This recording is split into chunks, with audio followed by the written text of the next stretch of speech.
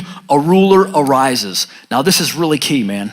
This is really key because this ruler is the one who later on in the tribulation in the temple, he is going to do again this abomination that causes desolation. He's going to do something, we don't even know what it is. We don't know exactly what he's going to do, but the temple's going to be there again. And this ruler that arises is going to do something completely sacrilegious in the new temple of God. Number 2, a ruler arises. He's already told us in Matthew 24, 23 through 25, hey, there's going to be lots of false messiahs. Just like there were in the church age, there's going to be even worse in the tribulation time. And they're gonna try to trick everybody, but there's one who's coming who's worse than all of them. He's the one that these guys were all pointing to. He is the Antichrist.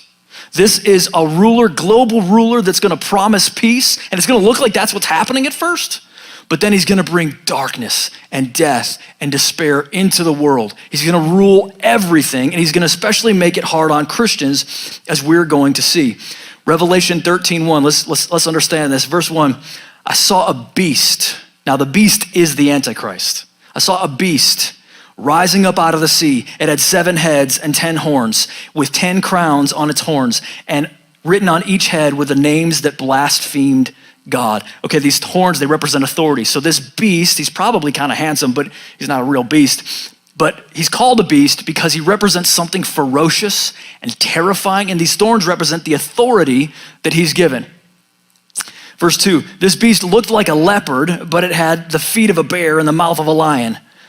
Okay, that's frightening, and that's what it's trying to say. He won't really look like that, but he's saying, hey man, this dude is so ferocious, and the power that he has to devour is so real. That's how he would be described by the Apostle John in Revelation. Going on, and the dragon gave the beast his own power and throne and great authority.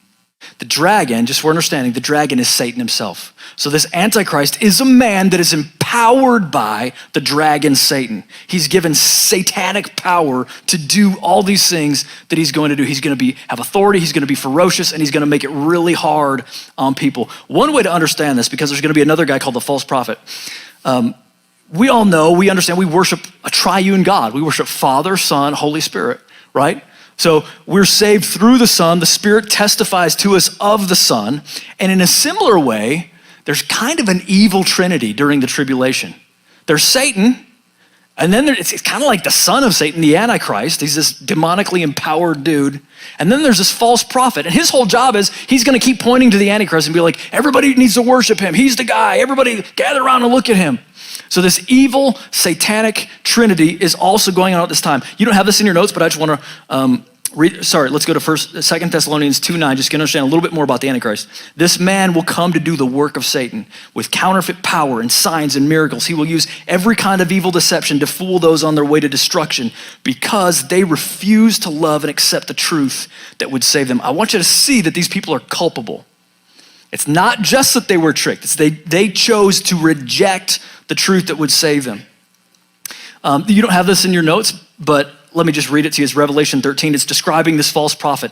He did astounding miracles, even making fire flash down to earth from the sky while everyone was watching. He deceived all people who belong to this world. He required everyone, small and great, rich and poor, free and slave, to be given a mark on their right hand or on their forehead, and no one could buy or sell anything without the mark, which was either the name of the beast or the number representing his name. This dude, everybody's under his control now. If you don't receive this mark of the beast, if you don't hail allegiance to this Antichrist, what is he saying? He's saying, these guys are running the whole show. You're gonna be on the outside. You can't buy or sell or trade. Now, some of you already are like, Carter, I know who it is. I know who the Antichrist is.